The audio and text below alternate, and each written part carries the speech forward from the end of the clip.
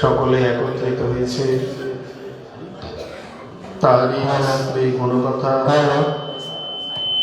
শ্রবণ এবং কীর্তনের জন্য।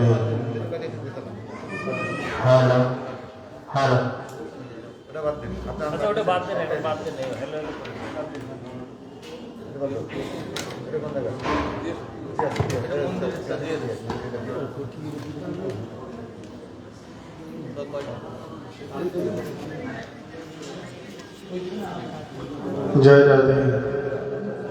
ইকো কমান। জয় শ্রী রাধে। আরো কমান। জয় গৌর। জয় রাধে। আর একটু জয় শ্রী রাধে। থাক এমনি মন্দির বড় ভাইকে শুনে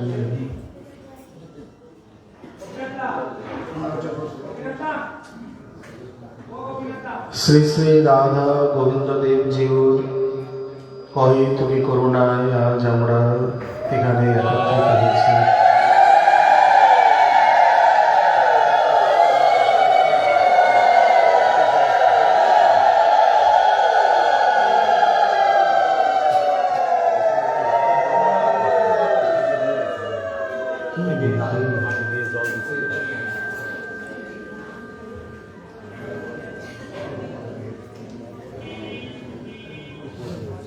বহু বছর পর, বহু রাষ্ট্র বিপ্লব, বহু কিছুর পর আবার আমরা এখানে সকলে একত্রিত হয়েছি। এটি তারই সেই করুণাময়েরই অহিতকী করুণার ফল। যদ্যপি কৃষ্ণকথার বক্তা তোমরা না ভাবিও মরে, তো সাধারণ সেবক মাত্র।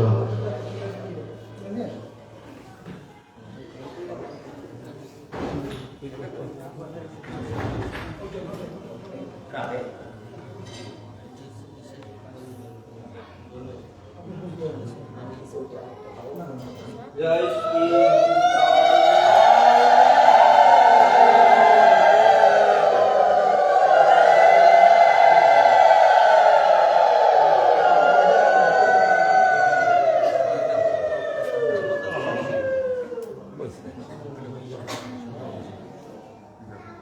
আমরা একটু জয়ধ্বনি উদ্ধৃতি দিয়ে মালা বরণ করব।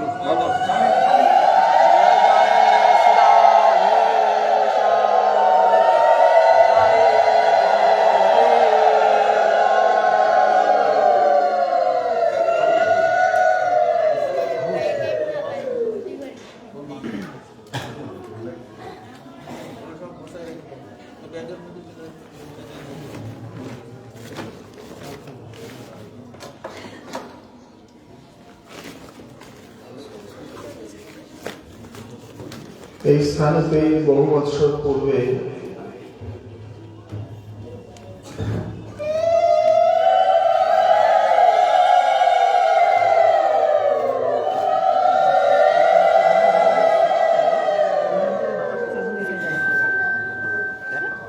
মদীয় শ্রীগুরু পাদপদ্ম অষ্টতর শতশ্রী পণ্ডিত শ্রীপাদ শ্রী নবলাল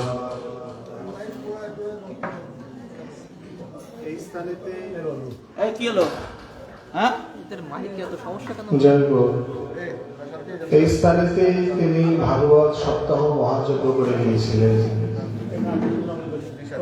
সালটি আমার ঠিক মনে নেই, তবে বহু বছর পূর্বে এটি মনে আছে। তখন এই মন্দিরের পরিকাঠামো এই প্রকার ছিল না। আবার এত বছর পর আমরা এখানে একত্রিত হতে পেরেছি। শ্রী গুরুদেবের শ্রী চরণপুত শ্রী গোবিন্দ দেবের কৃপা প্রসূত এই স্থানেতে উপস্থিত হয়ে আপনাদের শ্রী হরিকথা সেবা সৌভাগ্য লাভ করতে চলেছি। এ বড় গৌরবের বিষয়, বড় আনন্দের বিষয়। যদ্যপি দুর্ভাগ্য এই যে হাতে সময় খুবই কম, তথাপি যতটুকু হয় শ্রী গোবিন্দদেব কৃপা করে গোবিন্দ দাসকে দিয়ে যতটুকু সেবা করিয়ে নেন, ততটুকুতেই নিজেকে ধন্য বলে মনে করি। এই স্থানের পরিবেশ বা ভক্ত সমাজ ইত্যাদি সম্বন্ধে আমি একেবারেই অনভিজ্ঞ বলতে গেলে। এই কারণে কি জাতীয় আলোচনা হয় আমারও ঠিক জানা নেই। আপনারা যদি কেউ বলেন বা কি কথা শুনতে চান একটু জানতে পারলে ভালো হয়।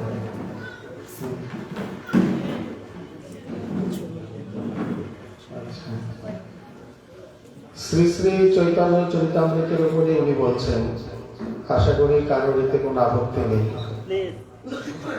আমরা শ্রী শ্রী চৈতন্য চরিতামৃত অবলম্বনে শ্রী শ্রী গৌর কথা শ্রবণে প্রয়াসী হই।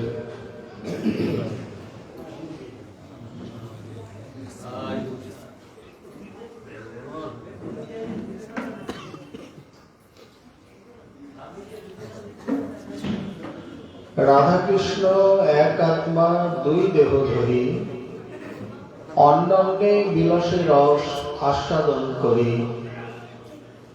সেই দুই এক এবে চৈতন্য গোসাই, লীলা রস আস্বাদিতে দোহে হইলা এক ঠাই।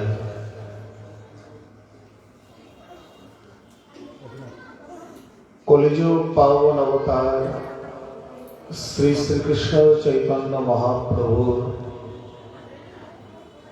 অতি অন্তরঙ্গ প্রিয় পার্ষদগণ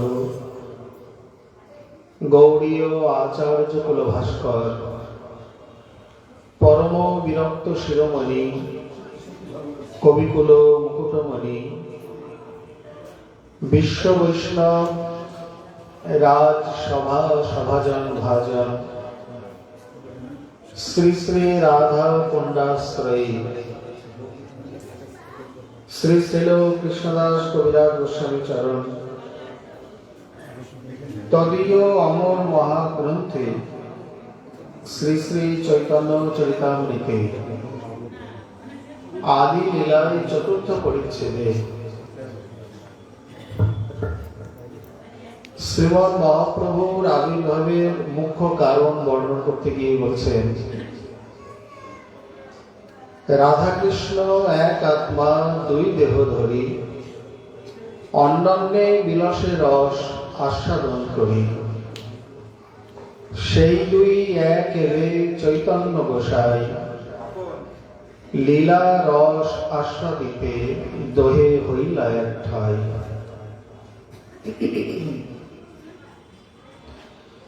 শ্রী শ্রী চৈতন্য চরিতামৃত গৌড়ীয় বৈষ্ণব সম্প্রদায়ের এক মহা অর্থ স্বরূপ, মহা আশীর্বাদ অবদান স্বরূপ।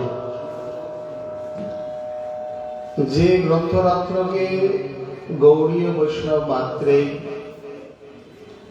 বেদ জ্ঞানে মহাবেদবাণী জ্ঞানে তাকে মান্যতা দিয়ে এবং পালন করে আসেন, শ্রদ্ধা ভক্তি জ্ঞাপন করেন। রিপিটটা একটু কমালে না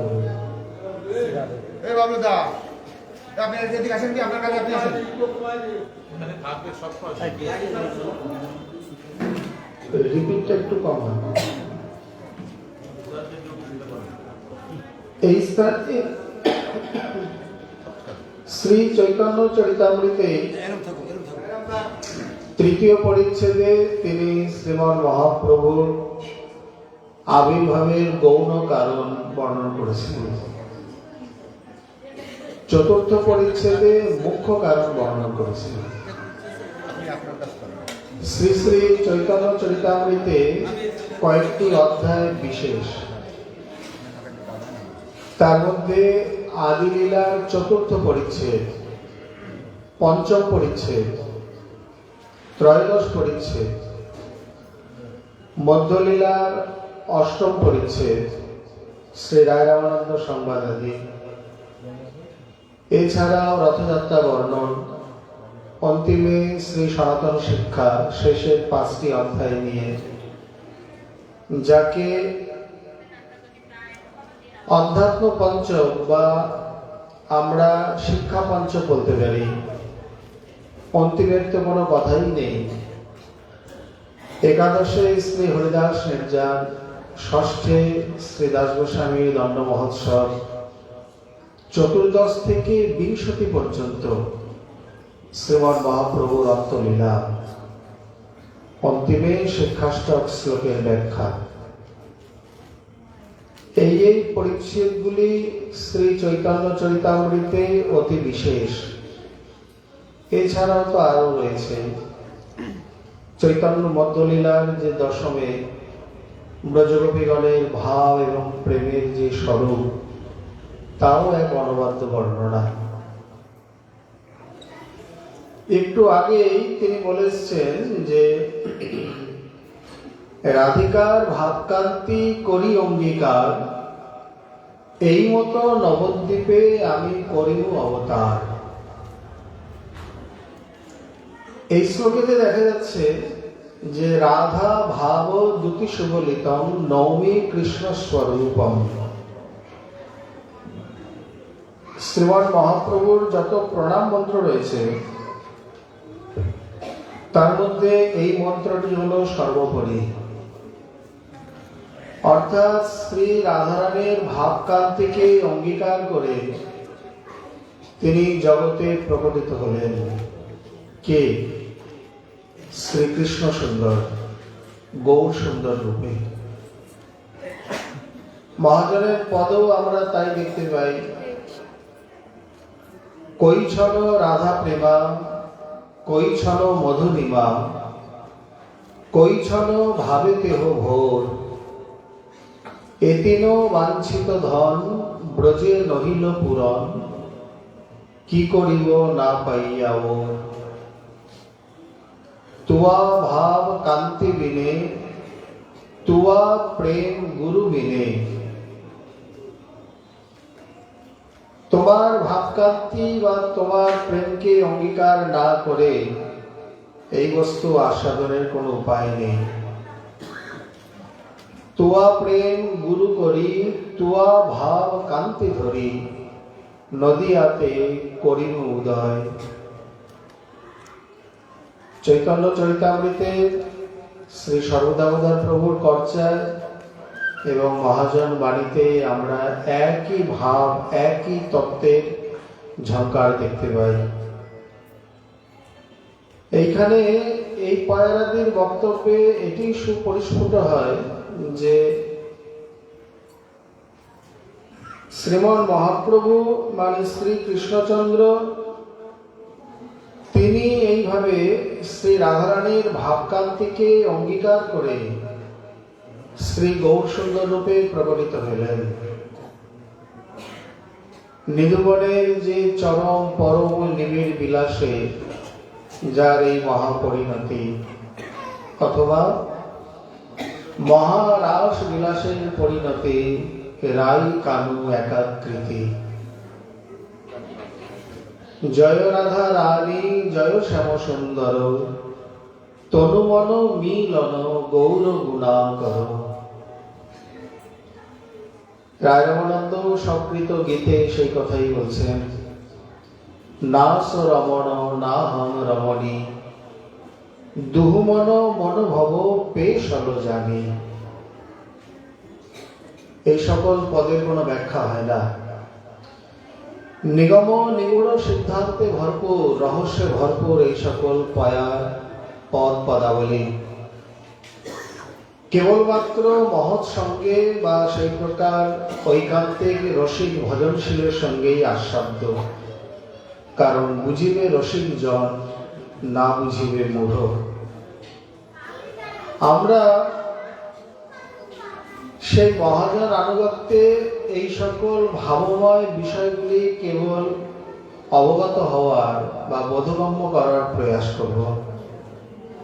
কারণ এই বস্তু আস্বাদনের অধিকারী জগতে অতি বিরল। মাদৃশ জীবাধম তো নয়, এটি তো ধৃষ্টতা মাত্র। তথাপি কেবল আপনাদের আজ্ঞা বলে এই দুঃসাহস, তা নাহলে আমাদের এই দুঃসাহস নেই যে যেখানে সেখানে এই ধরনের পাঠ বা যত্রতত্র এই নিগম নিগুড় সিদ্ধান্ত বা রসের আলোচনা এর জন্যে যে স্থান বা যে পরিবেশ দরকার তা একমাত্র ধামেই যেন সুলভ, অতি সুলভ। তথাপি আমরা সেই সকল মহতের চরণানুগ হয়ে সেই ফেরালব, সেই অধরামৃত, সেই পরিশিষ্টের কেবল আস্বাদন প্রয়াসী মাত্র। তৃতীয় পরিচ্ছেদে তিনি যে শ্রীমান মহাপ্রভুর আবির্ভাবের গৌণ কারণ বলেছেন, কিন্তু এই গৌণ কারণ বললেই তো সম্পূর্ণ বলা হলো না, তার মুখ্য কারণও বলা দরকার, যার জন্য চতুর্থ পরিচ্ছেদে অশেষ বিশেষে তাকে বর্ণনা করেছেন। এর আগে তিনি বলছেন, রসিক শেখর কৃষ্ণ পরম করুণ, এই দুই হেতু হইতে ইচ্ছার উদ্গম। এর অনেক অনেক পূর্ব ভূমিকা বা পূর্ব কথা রয়েছে। শ্রী বিল্বমঙ্গল ঠাকুর যেখানে বলছেন, কৃষ্ণাদন্য কোপি বা লতাস্বপি প্রেমদ ভবতি, অনন্তকোটি ব্রহ্মাণ্ডে পরম করুণাময় দয়াময় শ্রী কৃষ্ণচন্দ্র ছাড়া এমন কে আছে যে লতা পাতাকে প্রেম দেয়? ভক্ত তো বড় করে বলে দিলেন, আর এক ভক্ত এসে বলছেন, একটু দাঁড়ান, কৃষ্ণ লতা পাতাকে প্রেম দেয় ঠিকই, কিন্তু কোন লতা পাতাকে?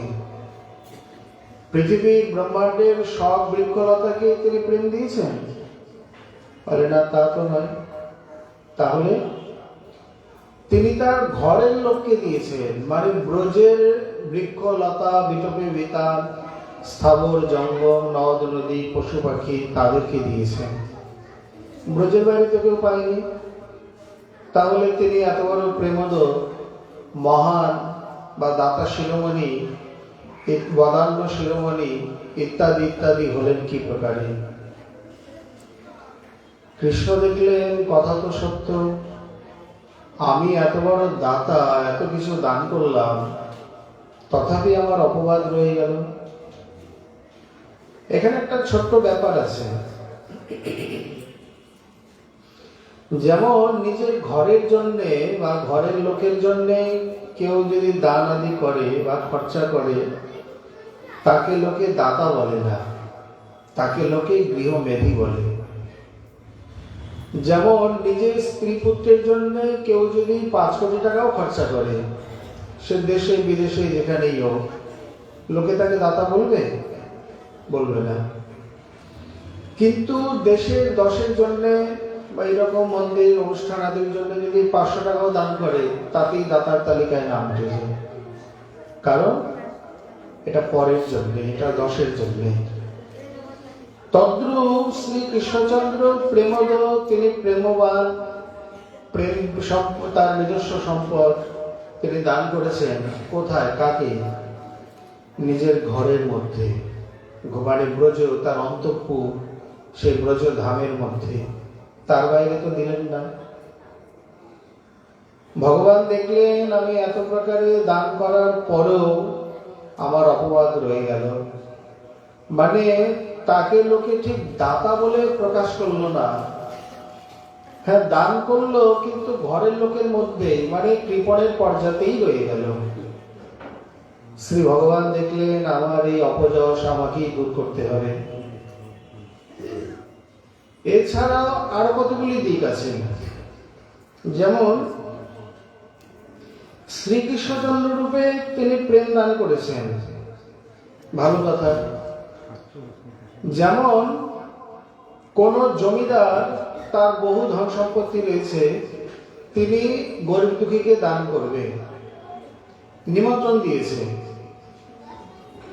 গরিব দুঃখী এসছেন, জমিদার দান করতে করতে বলছেন যাদের যাদের পাত্র আছে তাদেরকে ভরপুর করে দিচ্ছে, আর যাদের পাত্র নেই বলছেন তোমার পাত্র নেই, তোমাকে কি দেবো, যাও পাত্র নিয়ে আসো ঘর থেকে, তারপরে পাবে। এখন জমিদার মশাই দান করবে শুনে কত দূর থেকে এসছে, আবার বাড়ি যাবে, আবার পাত্র আনবে, ততক্ষণে দান অনুষ্ঠান চলবে কিনা। মনক্ষুণ্ণ হয়ে গেলেন, পেলেনই না, পাত্র নেই, অতএব পাবে না। এইখানেও তার অনুদারতাই প্রকাশ পেল, উদারতা প্রকাশ পেল না। শ্রী ভগবান দেখলেন আমার সম্পদ ভরপুর, গোলা আমার ভরপুর, ধান রয়েছে, কেবলমাত্র পাত্রের অভাবে আমি সকলকে দিতে পারলাম না। মন্ত্রীর সঙ্গে পরামর্শ করে বলছে, এরপরে আবার এই দান অনুষ্ঠান করো, পাত্র থাক বা না থাক, যাদের আছে তাদেরকেও দেবে, যাদের নেই তাদেরকে আমি পাত্র দেবো, পাত্র দিয়ে দেবে, কেউ যেন খালি হাতে ফিরে না যায়।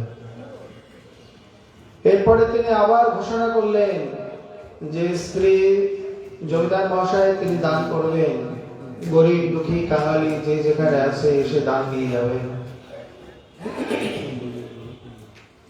আগের বারে যারা ছিল, যারা পায়নি, তারা বলে গিয়ে কি লাভ, আমাদের পাত্র নেই, পাত্র নিয়ে যাও তবে দেবে, নইলে দেবে না। জমিদার বাবু দান করতে পারে, পাত্র দিতে পারে না। এইবারে লোকমুখে প্রচার হয়ে গেছে যে জমিদার পাত্র দিয়েই দান করবে, পাত্র থাকলেও দেবে, না থাকলেও দেবে। শ্রীমৎ মহাপ্রভু মহা জমিদার রূপে, মহা ভান্ডারী রূপে এবার নিয়ে এসে উপস্থিত, এবং আগেই ঘোষণা করে দিলেন, পাত্রা পাত্র বিচারণ ন কুরুতে, পাত্রা পাত্র নাহি জানে, জানি দিব মাত্র। এসছেন প্রেম ভক্তি নিতে, বলে কিরে তোর পাত্র আছে? বলে প্রভু আপনিই জানেন। এখানে পাত্রটি কি, পাত্রটি কি, অপাত্রটি কি, আমরা পরে আসছি। মহাপ্রভু বলছেন তোর পাত্র আছে, ঠিক আছে তাহলে তুই নিয়ে যা। কেউ বলছে প্রভু আমার যে পাত্র নেই, বলে দাঁড়া আমি তোকে পাত্র তৈরি করে দিচ্ছি। পাত্র তৈরি করে দিয়ে নিজেই তাকে ভরপুর দান করে তার মনোবাসনা পূরণ করছেন। এখানে পাত্র হলো লালসা, তত্র লৌল্যমপি মূল্যম এই কলম, জন্মকোটি সুকৃতেরপি ন লভ্যতে। শ্রী রূপ গোস্বামীপাদ বলছেন এই প্রেম ভক্তি লাভের জন্য অন্য কোন প্রকার কোন পুণ্য, স্বীকৃতি, দান, ধ্যান, তীর্থাটন, জপ, নিয়ম, ব্রত এই সমস্ত তার পাত্র নয়। এখানে একমাত্র পাত্র হলো লালসা, তত্র লৌল্যমুখী একলম মূল্যম। যদি কেউ মনে করে এছাড়া আরো কিছু, বলে না, জন্মকোটি সুকৃতিরপি ন লভ্যতে। এখানে কোটি কোটি জন্মের সুকৃতির দ্বারাও লাভ হবে না। আমি আপনাদের কাছে প্রথমে একটা প্রার্থনা করে নিই। এখানকার পদ্ধতি কিছু অন্যরকম দেখা যাচ্ছে, হয়তো আপনাদের অভ্যাস নেই। ভগবত মন্দিরে কোনোদিন জুতো নিয়ে আসতে নেই। এটি 32 প্রকার সেবা অপরাধের মধ্যে এক প্রকার অপরাধ। আর এখানে জুতোটা একেবারে ভাগবতের আসনে, এটা ভীষণ অমর্যাদা স্বরূপ। দয়া করে একটু অন্যদিকে রাখুন বা চোখের সামনে থেকে সরিয়ে রাখুন। ভীষণ ভীষণ মর্যাদা হানিকর। এটি শুধু মর্যাদা হানিকর নয়, সেই সঙ্গে অপরাধজনক। জানি না এখানে হয়তো কেউ কোনোদিন কিছু বলেননি, ভগবত মন্দিরে কোনোদিন জুতো পায়ে দিয়ে প্রবেশ করতে নেই। আপনারা দয়া করে মন্দির কর্তৃপক্ষ তাদের কাছে বিনীত নিবেদন, মন্দিরের বাইরে বা পার্শ্বে আলাদা জায়গায় জুতো সংরক্ষণের ব্যবস্থা করলে খুব ভালো হয়। এতে মন্দিরের গৌরব বাড়ে। জয় গৌর। এই স্থানেতে লালসা হলো একমাত্র মূল্য। যার মনের মধ্যে লালসা আছে তিনি পাবেন। তার পাত্রাপাত্রের বিচার নেই, ভগবান তাকে পাত্র তৈরি করে দেবে।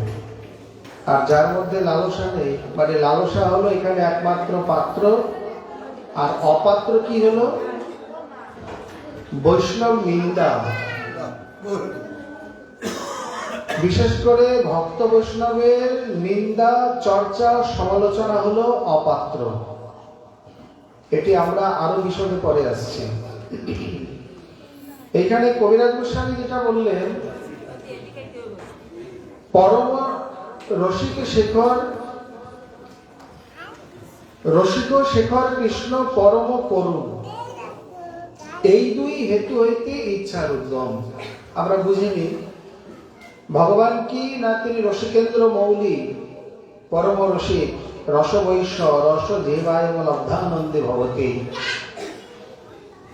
এইবার মনে করুন কোন জমিদারের একেবারে বিঘা বিঘা গোলা বানা দাম, কিন্তু দুর্ভিক্ষের দিনে, বন্যার দিনে বা দুর্দশার দিনে প্রজাদের এক মুঠি দান করে না, তারা না খেয়ে মরে। তো এই গোলা ভরা ধান রেখেই বা কি, না রেখেই বা কি, যদি দেশের দশের সেবায় না লাগলো। ভগবানের ভান্ডারে প্রেম সম্পদ ভরা, তাতে আমার কি? যেমন বেল পাকলে কাকের কি? গাছের মধ্যে বেল পেকে আছে, বেল কাঁচা থাকলেও কি, পাকলেও কি, কারণ কাক বেলকে ফাটিয়ে খেতে পারে না। বেলের ওপরের আবরণ খুবই শক্ত, কাক তাকে ভেদ করতে পারে না। তেমনি তোমার ঘরে যদি প্রেম সম্পত্তি থাকে, তাতে আমারই বা কি? আমি কি প্রেম পেয়েছি বা আমি কি কোনোদিন পাবো? যেমন তোমার গোলা ভরা ধান আছে, তাতে আমার কি? আমি কি ক্ষুধার সময় 1 কিলো পাবো? ভগবান দেখলেন আমার তপবাদ হচ্ছে, এই পরের বিশেষণ দিচ্ছেন পরম করুণ। হ্যাঁ, পাওয়া যায়। জমিদার যদি উদার হয়, প্রজা রঞ্জক হয়, প্রজা সেবক হয়, মানে শোষক, অত্যাচারী বা পীড়ক না হয়, তাহলে দুর্ভিক্ষের দিনে আগেই বলবেন গলাটা খুলে দে, পরে এদের থেকে ধান হলে কট্টর নেওয়া যাবে, আগে তাদের রক্ষা কর। ভগবান দেখছেন এই অপবাদ দূর করতে হলে আমার এই প্রেম সম্পদের ভান্ডারকে আগে শুধু দিলে হবে না, উজাড় করে দিতে হবে। দেওয়া আর উজাড় করে দেওয়ার মধ্যে পার্থক্য আছে। দেওয়া মানে এই যে যেমন এখানে খিচুড়ি প্রসাদ হয়েছে, পাটের পরে দেবে, যারা যারা আছেন তাদের দিলেন বা রাস্তায় 2-4 জনকে দিলেন, এটা সীমিত দেওয়া। আর উজাড় করে দেওয়া মানে যে আসবে সে পাবে, সারাদিন ধরে দিচ্ছে, কোনো ভক্ত অভক্তের বিচার নেই, শ্রোতা অশ্রোতার কোনো বিচার নেই, যে আসছে সেই পাচ্ছে। এটা হচ্ছে উজাড় করে দেওয়া। অন্যান্য যুগে ভগবান বিচার করে দিয়েছে কে ভক্ত, কে ভজন করেছে, কার সিদ্ধি লাভের সময় হয়েছে, কার অন্যান্য দোষ ত্রুটি গেছে, এইসব বিচার করে, পাত্রাপাত্র বিচার করে। এবারে একেবারে উজাড় করে, কোনো বিচার নেই। স্থান নাহি জানে, জানে দিব মাত্র। বলে এত উদারতা এলো কোথা থেকে? বলে ভান্ডার ভরপুর থাকলে উদারতা আপনা আপনি আসে। ভান্ডার তো আর নিজের নয়, ভান্ডার তো শ্রীমতী। ওই যে লুটি তো ভান্ডার লুটি। শাস্ত্রে রয়েছে রাধারানীকে কেউ যদি কোনো মতে দেখে নিতে পারে, যে কোনো ভাবে যদি রাধারানীর দর্শন হয়ে যায়, তাহলে তার প্রেম সম্পদ লাভ হয়ে যাবে। এখানে বলছেন যে যে কোনো ভাবে যদি কেউ রাধারানীকে দর্শন করে, ভাগ্য অভাগ্য, সুকৃতি, পাপী তাপী, যে কোনো ভাবে, তাহলে সে সঙ্গে সঙ্গে প্রেম প্রাপ্ত হবে। এই জন্যে শ্রীমান কৃষ্ণচন্দ্র বিচার করলে যে অন্য কারোর ভাবকান্তিকে অঙ্গীকার না করে আমি শ্রীমতীর ভাবকান্তিকে অঙ্গীকার করি। তার ফলে হবে কি, আমাকে দেখা মাত্র জীব প্রেম পাবে। কারণ এত স্বল্পায়ু নিয়ে তিনি এসছেন, এত অল্প দিনের মধ্যে ব্রহ্মাণ্ড ভরে প্রেম দিতে হলে এত অল্প দিনের সময় কুলাবে না। এই জন্যে গৌর অবতারের যত যত বৈশিষ্ট্য, তার মধ্যে তার আকৃতি, তার রূপ, তার বর্ণ, এগুলি বিশেষ। লক্ষ জনের মাঝেও যদি মহাপ্রভু থাকেন, সকলে এক বাক্যে বলবেন ওই যে উনি হলেন গৌর সুন্দর, কারণ তার এমন অদ্ভুত কান্তি। শ্রীমান মহাপ্রভু যখন সন্ন্যাসীগণকে উদ্ধার করতে গেলেন মহারাষ্ট্রী বিপ্লবের প্রার্থনায়, দেখুন প্রভুর ভঙ্গিটা কেমন।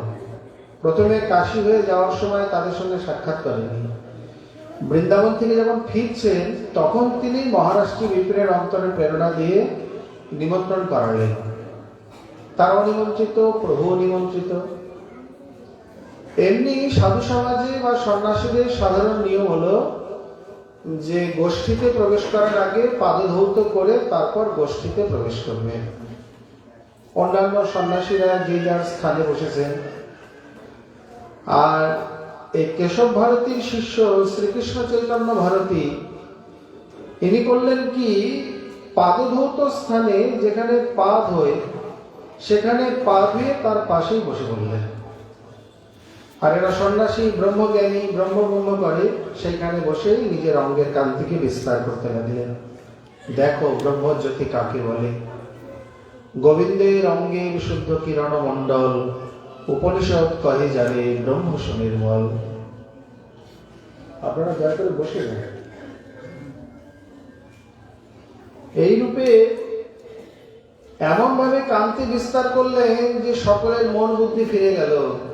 তারা উঠে গিয়ে বলছেন, ইহা আইস শনহ শ্রীপাদ, অপবিত্র স্থানে বৈশ কিবা অবসাদ।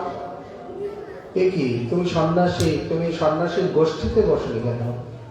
এখানে হাত পা ধোয়া হয়, পাদধৌত স্থানে বসেছে।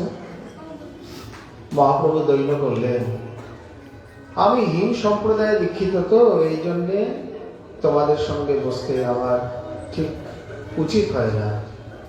সন্ন্যাসী বলছেন, না না, ভারতী সম্প্রদায় হিম সম্প্রদায় কে বলেছে? আসো আমাদের সঙ্গে বসো। এই এক প্রকার যখন বিন্দুমাধব দর্শনে যাচ্ছে বা কাশী বিশ্বনাথ দর্শনে যাচ্ছেন, বাহুতুলি হরিবলি প্রেম দৃষ্টে চায়, করিয়া কলমশনাশ প্রেমেতে ভাষায়। এমন ভাবে তাকাচ্ছেন, শ্রী হরিধ্বনি দিচ্ছেন যে একেবারে সকলে প্রেমে আপ্লুত।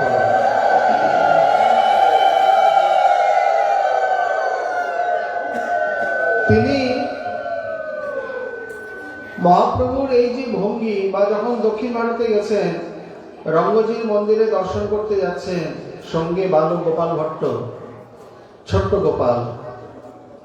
গৌরকে দেখে মনে হচ্ছে এই গৌর মনে হয় ছোটবেলায় গোপালের মতনই ছিল। আর গোপালকে দেখে মনে হচ্ছে এই গোপাল বড় হয়ে গৌরের মতোই হবে। গৌর গোপাল একসঙ্গে চলেছে। দুজনার যেমন রূপ তেমনি কান্তি, তেমনি আজানুলম্বিত ভুজ, তেমনি দীঘল স্বরূপ। ন্যাগ্রত পরিমণ্ডল স্বরূপে দুজনে চলছেন। একজন বিশাল, একজন একটু ক্ষুদ্রাকৃতি।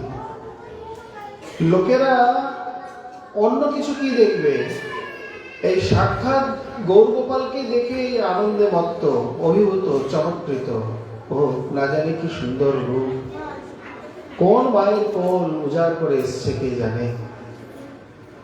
কি কাবেরী স্নানে, কি রঙ্গজি দর্শনে, কি নর্তনে, কি কীর্তনে, সর্বত্রই মহাপ্রভুর এই অদ্ভুত রূপের সমাবেশ, প্রকাশ এবং চমৎকারিতা। শুধু তাই নয়, প্রেম প্রাপ্তি অন্তিমে।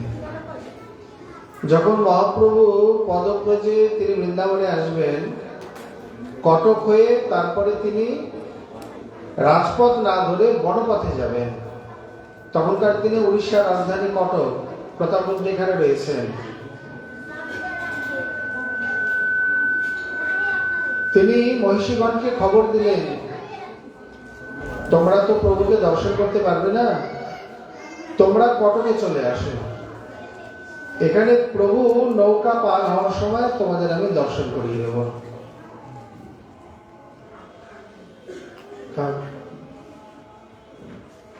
তিনি জানেন প্রতাপরুদ্র করেছেন কি, মহাপ্রভুর পার হওয়ার জন্য পুরানো নৌকা নয়, নতুন নৌকার ব্যবস্থা করেছেন।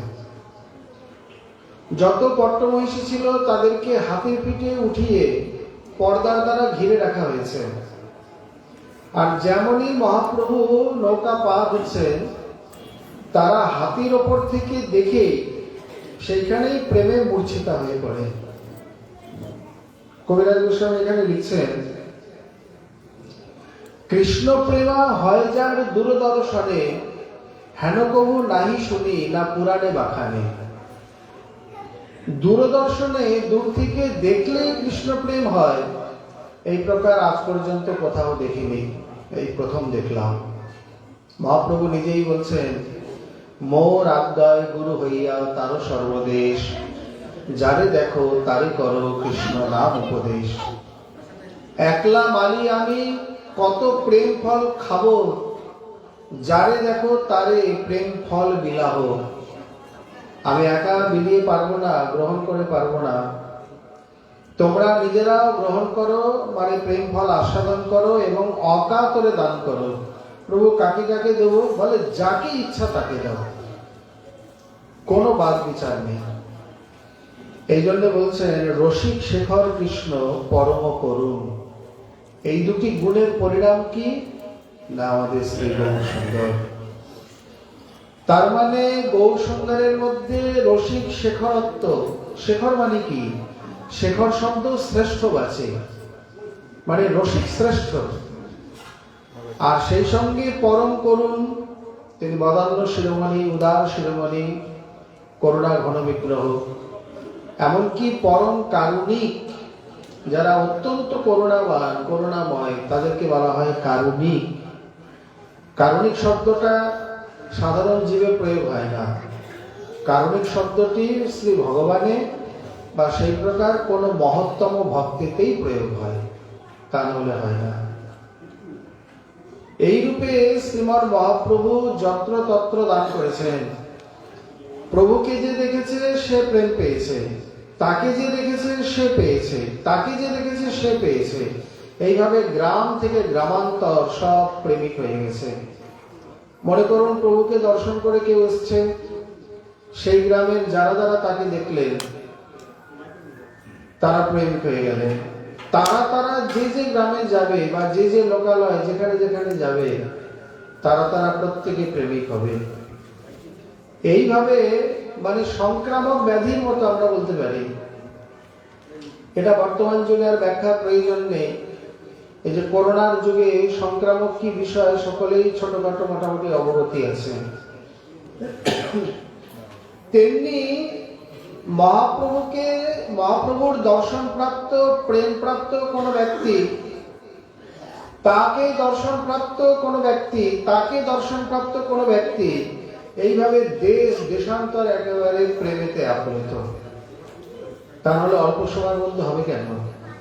আর এই গৌর অবতারে এটাই বৈশিষ্ট্য, যে কোনো জাতিতে প্রজাতিতে যে প্রেম পাইনি আপনি কাউকে বিচার করে বলতে পারবেন না। আপনি মনে করে বলুন যে এই প্রজাতির মধ্যে মহাপ্রভু প্রেম দেয়নি।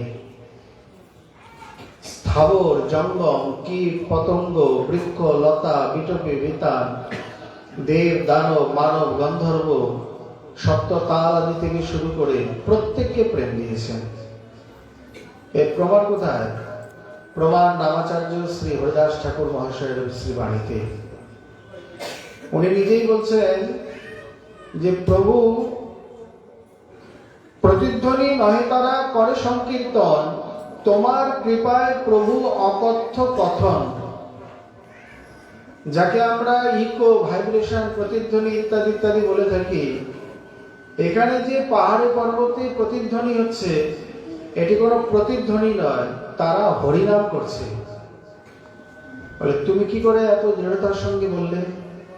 যেহেতু তোমার এই প্রেমের যুগে, নাম সংকীর্তনের যুগে, অন্য যুগে হলে আমরা প্রতিধ্বনি বলতে পারতাম, কিন্তু তোমার এই নামের যুগে, উচ্চ নাম সংকীর্তনের যুগে তারা নাম সংকীর্তন করছে।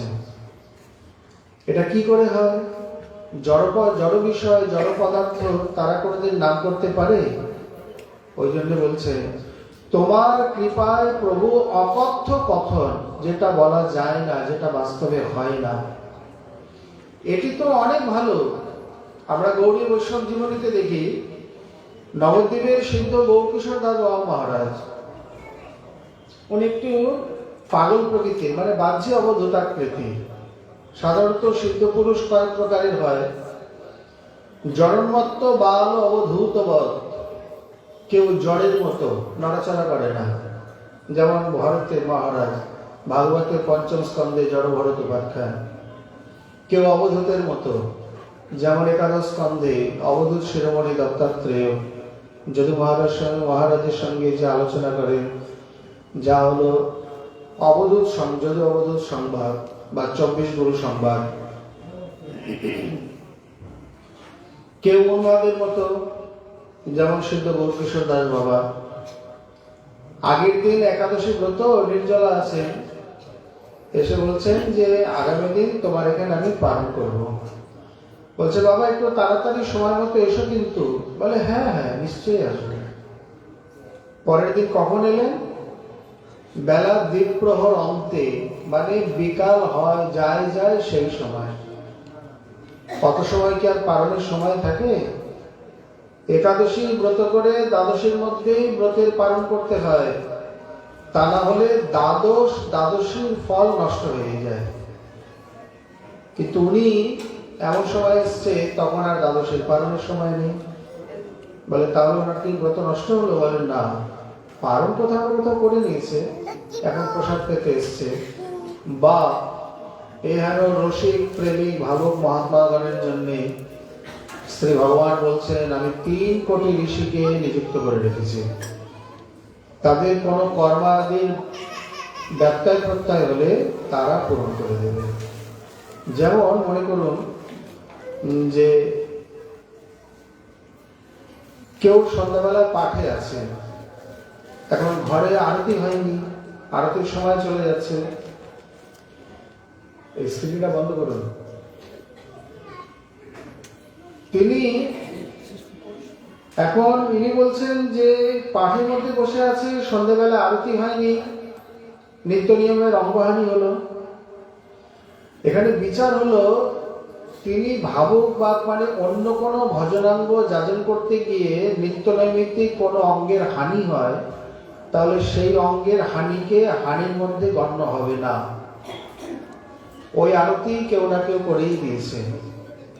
বলে তাহলে আমার আর কি করার দরকার নেই? বলেন না, করার দরকার আছে। প্রভু 3 কোটি ঋষিকে দিয়ে নিজের আরতি করিয়ে নিয়েছেন, তবে আপনি গিয়ে আবার সময় মতো আরতি করবেন বা ভোগ লাগাবেন। কিন্তু এর জন্য মনক্ষুণ্ণ হওয়ার কিছু নেই যে আমার ঠাকুরটা পড়ে রইল, আমি এদিকে কথায় বসে আছি। হ্যাঁ, এটা মনক্ষুণ্ণ তখন হবে যদি আপনি সময় মতো আরতি না করে বাজারে আড্ডা দেন বা নাটক বায়স্কোপে সিনেমায় যান, অন্য কোনো কর্মে বিয়ে আদিতে বা এই প্রকার বিউটি পার্লারে গিয়ে সময় চলে গেল, সেইখানে মনক্ষুণ্ণ হওয়া প্রত্যয় হওয়ার সম্ভাবনা। কিন্তু এক ভক্তি অঙ্গ যাজন করতে গিয়ে আর এক ভক্তি অঙ্গের সামান্য ত্রুটি বা হানি হলে তাকে ত্রুটি বা হানির মধ্যে গণ্য করা হয় না, এবং এ বিষয়ে মনে যেন কোনো দ্বন্দ্ব না থাকে। বহু মহতের বাড়িতে বা আচরণে আমরা এর সত্যতা দেখতে পাই। তিনি এক সময় এক পরিত্যক্ত শৌচালয়ে, যেখানে কেউ শৌচাদি কার্য করত না, সেখানে গিয়ে কিছুদিন হরিনাম করেছিলেন। সিদ্ধ বাবার অপ্রকটের পর অন্য কোনো সাধক এই কথা শুনে সেই শৌচালয়ে বসে হরিনাম করতে যান। কিন্তু আশ্চর্য, তিনি গিয়ে শুনছেন যে তার সঙ্গে আরো কে কে যেন হরিনাম করছে। তিনি দেখলেন এখানে তো কেউ নেই, বাইরে বেরিয়ে চারিদিকে দেখলেন আশেপাশেও কেউ নেই, এই নির্জন স্থানে কে আসবে? আবার ভিতরে প্রবিষ্ট হয়ে দরজা দিয়েছেন, আবার সেই নামের ধ্বনি। অবাক হয়ে গেলেন। পরে দেওয়ালে যখন ভালো করে কান পেতে শুনলেন, দেখছেন এই নামের ধ্বনি অন্য কোথাও থেকে নয়, এই শৌচালয়ের দেওয়াল ইট কাঠ পাথর থেকে, সেই স্থান থেকেই হরিনামের ধ্বনি উচ্চারিত হচ্ছে। এটি কি করে সম্ভব? আমাদের জড়বিজ্ঞানে আমরা এর কোনো উত্তর পাই না। এখানে সম্ভব এই প্রকারে চিৎবিজ্ঞানের উত্তর দিয়েছে স্বয়ং মহাপ্রভুর, যেখানে তিনি বলছেন যে এই যে সিদ্ধ বাবা যদি কোনো পরিত্যক্ত শৌচালয়ে বসে নাম করার পর সেই শৌচালয়ের জড় পদার্থ ইট কাঠ পাথরগুলি চৈতন্যময় হয়ে যায় এবং তার থেকে অপ্রাকৃত শ্রী নামের ধ্বনি নির্গত হয়, তাহলে স্বয়ং শ্রী নাম সংকীর্তন পিতা শ্রীমান মহাপ্রভু তিনি যে উচ্চ সংকীর্তন করে গেছেন সেই ধ্বনি নষ্ট হবে কেন? বা সেই ধ্বনির থেকে এই প্রকার প্রতিধ্বনি হবেই বা না কেন? বা তার অচিন্ত প্রভাবে এই প্রকার নামের ধ্বনি উচ্চারিত হবেই বা না কেন? এ বিষয়ে বিন্দুমাত্র কোনো সন্দেহ নেই। মনে হয় বিষয়টি পরিষ্কার হলো কিনা। আমরা একটু জড়বিজ্ঞানের দিয়ে পরিমাণের বিষয়টি বোঝার চেষ্টা করি। যেমন দেখুন, ফিজিক্স বলছে এই জগতে কোনো বিষয়ের মানে নাশ বা অদর্শন যাকে বলে একেবারে বিনাশ হয় না। বেদান্ত দর্শনও এই তত্ত্বটি স্বীকার করেছে। এই জগতে ক্ষিতি অফ তেজ মরুদ বোম, এই যে পঞ্চমহাভূত মানে পঞ্চভূত পঞ্চমহাভূতেই মিলে যায়। যেমন যেমন ঘটের মধ্যে যে শূন্য স্থান রয়েছে তাকে বলে ঘটাকাশ। আকাশ মানে শূন্য। এই ঘরটি যখন ভেঙে যাবে তখন এই শূন্য স্থানটি কোথায় মেলাবে? এই ঘটের আকাশ মহা আকাশের সঙ্গে মিলিয়ে যাবে, অন্য কোথাও যাবে না। তদ্রূপ একটা দেশলাই কাঠির যে ওজন, আপনারা যদি পরীক্ষাগারে দেখে নেন, এগুলো এমনি বোঝা যাবে না। একটা দেশলাই কাঠির যে ওজন, দেশলাই কাঠিটাকে জ্বালিয়ে দিলে, পুড়িয়ে দিলে তার আগুন, তার থেকে নির্গত গ্যাস আদি, ধোঁয়া বা ছাই, অন্যান্য বাহ্য পদার্থ সবটাকে যদি টেস্ট টিউবে সংগ্রহ করা যায়, তাহলে দেখবেন একটা দেশলাই কাঠির যে ওজন, দেশলাই কাঠিটাকে আগুন দেবার পরও তার সেই ওজন। একে বলে ভৌত পরিবর্তন। জড়বিজ্ঞান এই প্রকার প্রমাণ করে দেখায় বা দেখিয়েছে। তার মানে এই জগতে কোনো কিছুই একেবারে নষ্ট হয়ে যায় না। এর মস্ত বড় প্রমাণ বর্তমান সময়ে মোবাইল বা দূরশ্রবণ, দূরদর্শন ইত্যাদি। যদি আমার কথা নষ্টই হয়ে যেত তাহলে সেকেন্ডের মধ্যে পৃথিবীর অপর প্রান্তে সে শুনতে পেত না। কথাটা রয়ে যায়। আগেকার দিনে সেই কথাকে গ্রহণ করার যন্ত্র আবিষ্কৃত হয়নি বলে আমরা শুনতে পেতাম না। এখন গ্রহণ করার যন্ত্র আবিষ্কৃত হয়েছে বলে, এবং এত উন্নত মানের যে সঙ্গে সঙ্গে শুনতে পাই। একে প্রথমে গ্রহণ করছে মোবাইল টাওয়ার থেকে সারা জায়গায় বিস্তৃত হয়ে মোবাইল নামক যন্ত্রের মাধ্যমে আমরা তাকে শুনতে পাচ্ছি, দেখতে পাচ্ছি। আজ এক জায়গায় বসেই সারা পৃথিবীর দর্শন। মানে ব্রহ্মাণ্ডটা আজ যেন মোবাইলের মধ্যে, শুধু ভগবানকে বাদ দিয়ে। বাকি আপনার কি চাই? যথাযথ মানে ভালো স্পেন বা সেই প্রকার নেট কানেকশন, পাওয়ার ইত্যাদি ভরা থাকলে কোনো কিছুরই মনে অভাব নেই, শুধু ভগবান বাদে। এই স্থানেতে এই প্রকার যদি প্রযুক্তি হয়, ন্যায় দর্শনে সে কথা বলছেন, শব্দ দিক সরকাল মাত্র স্থায়ী। যে কোনো শব্দ হওয়ার সঙ্গে সঙ্গে দুই ক্ষণকাল স্থায়ী হয়। এক ক্ষণে তৈরি হলো, আর এক ক্ষণে বিলীন হয়ে গেল। বিলীন হয়ে কোথায় গেল? একে বলে কদম্ব কোরক নেয় বা জলবিচি তরঙ্গ নেয়। বড় যে কদম ফুল, তার চারিদিকে যে কোরক মানে কাটা কাটা মতো থাকে, এইভাবে শব্দ উচ্চারণের সঙ্গে সঙ্গে কদম্ব কোরক ন্যায়তে 10 দিকে শব্দটা ছড়িয়ে পড়ে, যার জন্য আমরা সমানভাবে শুনি। অথবা জলতরঙ্গ নেয়। জলের তরঙ্গ যেভাবে ছড়াতে ছড়াতে একটা ঢিল মারলে একটা তরঙ্গ বা বলের সৃষ্টি হয়, তার থেকে আরেকটা বড় হতে হতে তীরে এসে মিলিয়ে যায়। এইভাবে আমরা চারিদিকে সমানভাবে শব্দ শুনতে হয়। তার মানে কোনো কিছু নষ্ট হয় না, তাই তো? এই যদি হবে তাহলে শ্রীমান মহাপ্রভু আজ থেকে 500 বছর আগে যে হরিনাম সংকীর্তন করে গেছে, সে নাম কোথায়, কোন ব্রহ্মাণ্ডে আছে? বলে মহাপ্রভু কোন ব্রহ্মাণ্ডে নাম করেছে? বলে এই ব্রহ্মাণ্ডে, এই চতুর্মুখ ব্রহ্মাণ্ড, এই 65 কোটি যোজন আয়াম বিস্তার যে ব্রহ্মাণ্ড, যে ব্রহ্মাণ্ডে এখন বর্তমানে আমরা আছি। তাহলে সে হরিনাম কোথায়? বলে সে হরিনাম যুক্তি তো বলছে নিশ্চিত আছে, কিন্তু শোনার উপায় মোবাইলে হবে? বলে না।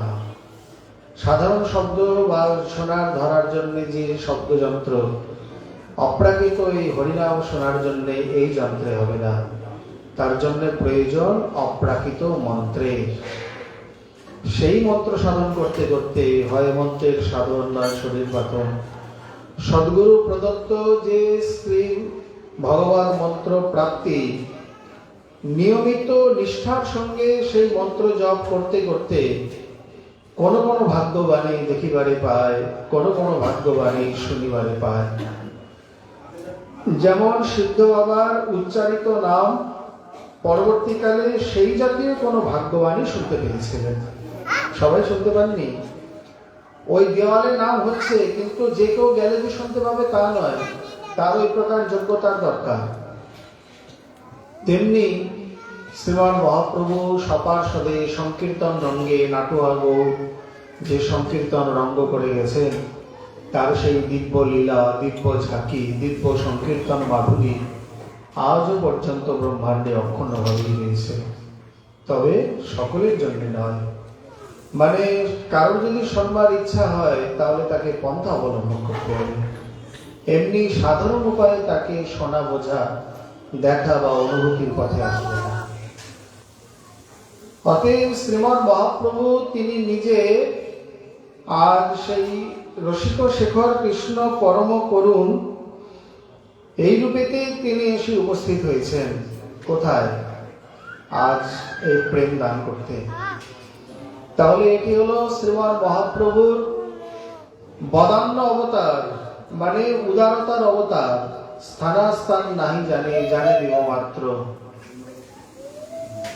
এই স্থানেতে আবার শ্রী কবিরাজ গোস্বামী লিখছেন, এটি এতক্ষণ পর্যন্ত আমরা গৌণ অবতারের কথা আলোচনা করলাম। ঐতিহাসিকগণ মানে সাহিত্যিকগণ আমাদের গৌর অবতারের চারটি কারণ দেখিয়েছেন। দুটি মুখ্য, মানে একটি মুখ্য কারণ, একটি গৌণ কারণ। তার মধ্যে একটি মুখ্য অন্তরঙ্গ। গৌর অবতারের দুটি কারণ, একটি অন্তরঙ্গ কারণ, একটি বহিরঙ্গ কারণ। তার মধ্যে আবার দুটি দুটি করে, একটি মুখ্য অন্তরঙ্গ, একটি গৌণ অন্তরঙ্গ, আরেকটি মুখ্য বহিরঙ্গ, আরেকটি গৌণ বহিরঙ্গ। এগুলিকে বুঝলেই মোটামুটি বোঝা যাবে শ্রীমান মহাপ্রভুর আবির্ভাবের তারতম্য। প্রথমত আমরা অন্তরঙ্গ কারণ বুঝি। শ্রী রায়রামানন্দ পাদ যখন মহাপ্রভুর দর্শন পেলেন, শেষে গিয়ে তিনি স্তুতি করতে গিয়ে বলছেন, প্রভু পहिले দেখিনু তোমার সন্ন্যাসী স্বরূপ, এবে কেন দেখি মই শ্যাম গোপরু। তোমার সম্মুখে দেখি কাঞ্চন পঞ্চালিকা, তার গৌর কান্তে তোমার সর্বঙ্গ ঢাকা।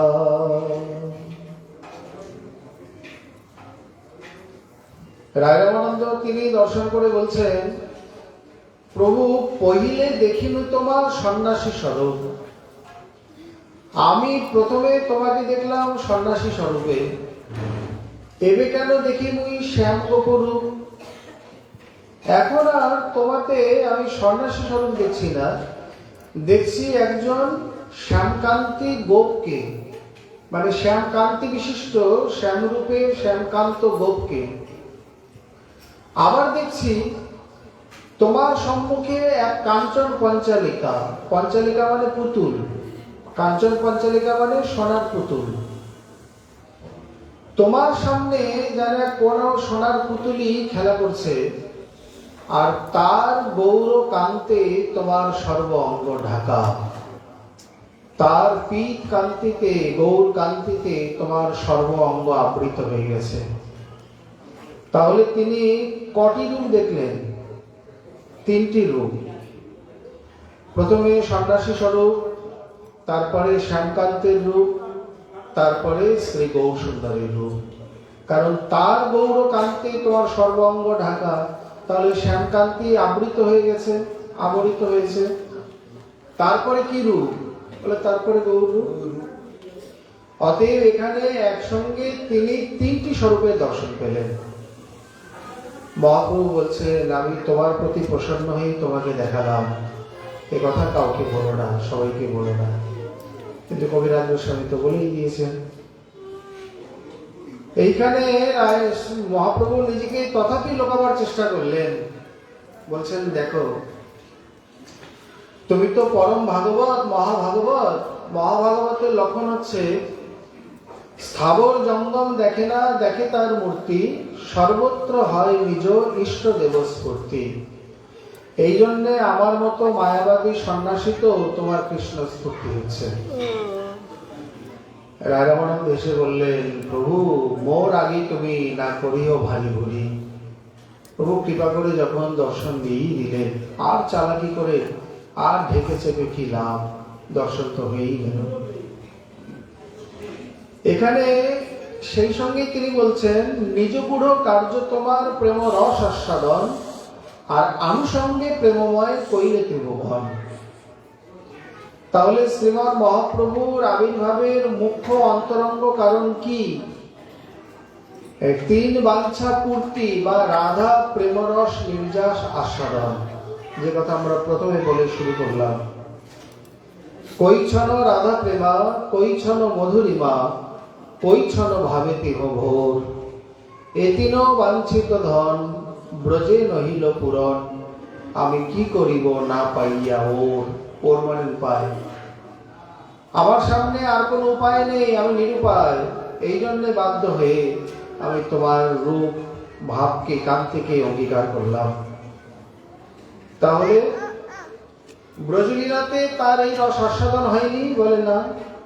অশেষ বিশেষে বিষয় আলম্বন রূপে তিনি প্রেম রস আস্বাদন করেছেন, কিন্তু আশ্রয় আলম্বন যে শ্রী রাধা বা ভক্তগণ, সেই আশ্রয় আলম্বনের যে কি আস্বাদন, এটা তো তিনি জানেন না।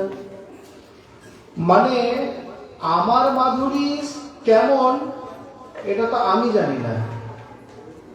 তার মানে আমাকে দেখে লোকে সুখ পায়, কিন্তু আমি তো আমাকে দেখতে পাচ্ছি না। তাহলে আমি কেমন আমি বুঝতে পারি না। বলে আয়নাতে দেখো কেমন, বলে ও দেখায় কি আর পেট ভরে? দর্পণাতে দেখি যদি আপন মাধুরী, আস্বাদিতে লোভ ওঠে কিন্তু আস্বাদিতে নারী। এই জন্য ভাবছেন যে আমার মাধুরী কেমন, আর আমার মাধুরী আস্বাদন করে রাধারানী কোন ভাবেতে কোন আস্বাদনে বিভোর হয়ে যায়, আর রাধারানীর প্রেমের মহিমাটাই বা কেমন।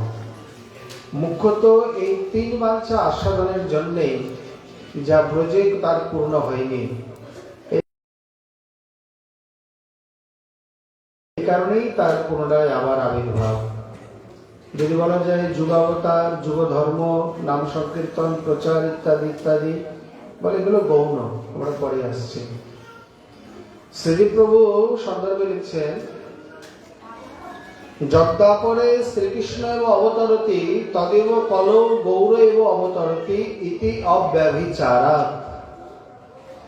যে দাপরে স্বয়ং শ্রী কৃষ্ণচন্দ্র অবতীর্ণ হবেন, সেই ঠিক তার পরের কলিতেই শ্রীমৎ মহাপ্রভু অবতীর্ণ হবেন।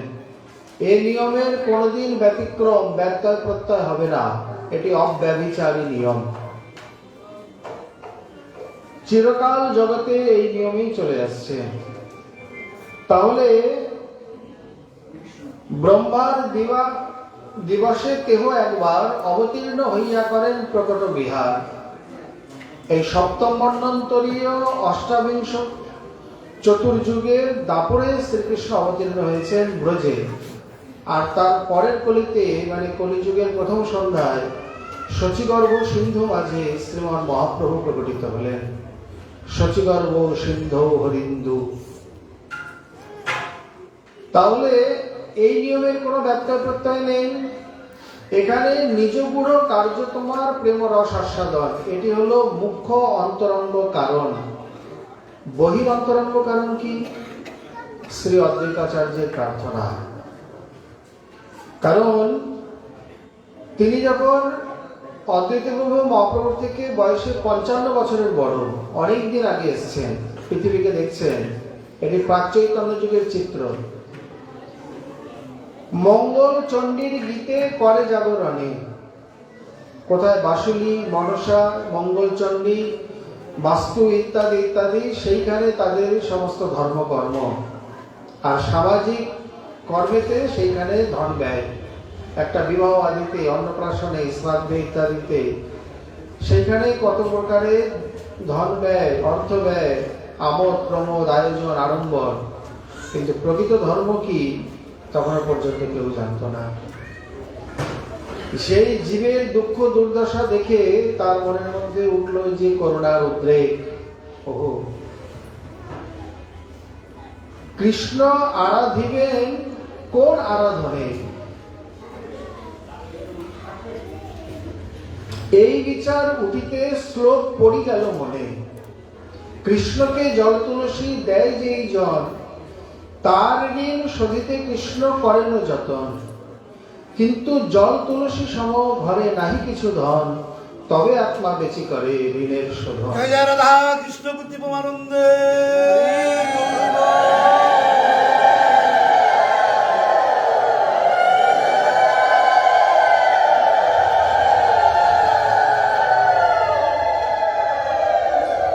তুলসী দলমাদায় জলস্য চুলুকে নবা, বিক্রীড়িতে সমাত্মানম ভক্তিজ্ঞ ভক্তবৎসল। অন্য কোথাও নয়, গঙ্গায় দাঁড়িয়ে কেউ যদি এক গণ্ডূষ জলে শ্রীকৃষ্ণকে জল তুলসী অর্পণ করে, এই জল তুলসীর মতো ধন তার ঘরে নেই। তার মানে তার কাছে তিনি ঋণী, এবং সেই ঋণ শোধিতে কৃষ্ণ করেন যতন। কিভাবে পরিশোধ করেন? বলে পরিশোধ হয়ে যায়? বলে হয় না, উনি যত্ন করেছেন। এখানে বলেছে ঋণ পরিশোধ করতে যত্ন করেন, তবে আত্মা বেচি করে ঋণের শোধন, মানে নিজেকেই দান করে দেন। শ্রী অদ্বৈতাচার্য দেখলেন কলিতে অন্য কিছু যাগ যোগ্য আরাধনা না করে এই হচ্ছে সব থেকে শুদ্ধ সাত্বিক আরাধনা। সেটি হলো যে এই প্রকার, এই যে বিশুদ্ধ জল তুলসী দিয়ে শ্রীমান মহাপ্রভু শ্রী মদন গোপালের আরাধনা। কারণ এই স্থানেতে শ্রীমান মহাপ্রভু যখন রঘুনাথকে দিলেন শ্রী গুঞ্জামালা এবং গিরিধারী শিলা, সেইখানে বলছেন দুই দিকে দুই পত্র, মধ্যে কমল মঞ্জরি, এই মতো অষ্টমঞ্জরি দিলে শ্রদ্ধা করি। জল তুলসীর সেবায় রঘুনাথের যত সুখদয়, ষোড়শ উপচারেও তাহা নাই হয়। জল তুলসীর আরাধনায় শ্রীকৃষ্ণ যেভাবে বশীভূত, এমন অন্য কোন উপচারে নয়। তবে এই বিষয়ে একটু সতর্কতার মানে জানবার বিষয় রয়েছে। কেউ যদি এই কথা শুনে মনে করেন তা কৃষ্ণকে জল তুলসী দিলেই তো হয়, তাহলে তো ভোগ আদি দেওয়ার, ফুলমালা দেওয়ার কি দরকার?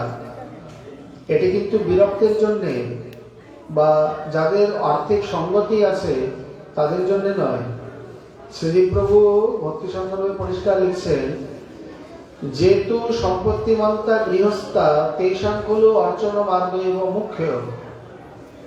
যাদের আর্থিক সঙ্গতি আদি আছে বা গৃহীর জন্য অর্চন মার্গটি মুখ্য। সেখানে কালোচিত ফল, ফুল, সবজি বা নতুন কোনো দ্রব্য, গুড় ইত্যাদি বাজারে যেটা আগে উঠবে ঠাকুরের জন্য এনে আগে দেবেন। এখানে অর্থ কার্পণ্য করবেন না। যদি করা হয় তাহলে তার বিত্ত স্বার্থ দোষ লাগবে এবং কোটি জন্মেও ভক্তি সিদ্ধি লাভ হবে না। তাহলে কথা বললেন কেন? ওগুলো বিরক্তের জন্য, যাদের কিছু সামর্থ্য নেই, যারা ভিক্ষু বা মাধবীর বৃত্তির দ্বারা জীবনযাপন করে, ওটা তাদের জন্য। আর এখানে জল তুলসীর মহিমা বলছে, এইভাবে অর্থকে বাঁচিয়ে কৃপণতার মতো সেবা করার কথা বলছে না, ওটা আলাদা দিক। এইভাবে তার মদন গোপালের আরাধনায় শ্রীমান মহাপ্রভু এসে উপস্থিত হলেন। মহাপ্রভু তো বলেই দিলেন, সুতিয়া আছিল মই ক্ষীরদ সাগরে, এই নিদ্রা ভঙ্গ হইল মোর নাড়ার হুঙ্কারে। তাহার পীড়িতে আইলা তুরিতে উদয় নদিয়া মাছ, শ্রী অদ্বৈত হুঙ্কারে সুর ধ্বনি তীরে আইলা নাগর রাজ। আজ তিনি এসে উপস্থিত।